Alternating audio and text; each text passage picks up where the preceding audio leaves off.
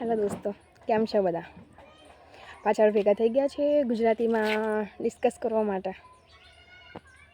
તો આપણે કાલની વાત થઈ હતી કે આપણી ખુશી વધારે મેટર છે. બીજાની ચિંતા નથી કરવાની. આપણે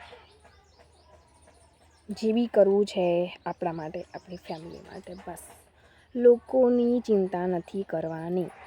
ઓકે, લોકો આપણે ખવડાવવા નથી આવતા, નથી આપણું પાલન પોષણ કરવા આવતા, નથી આપણી સ્કૂલની યા કોલેજની ફીસ ભરવા આવતા. લોકો ખાલી બોલવા માટે હોય છે. તો લોકોનું વિચારવાનું બંધ કરો, એ લોકોને સાઈડમાં રાખો અને પોતાની ફેમિલી માટે શું કરી શકો છો એમાં ફોકસ કરો.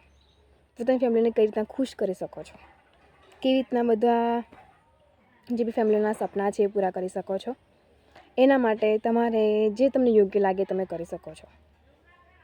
બટ ફેમિલીનો સિવાય લોકોનું વિચારવાની કોઈ જરૂર છે નહીં. ઓકે, આ વસ્તુનું હંમેશા કંઈ બી કરવા જાઓ ને તો એ યાદ રાખવાનું છે.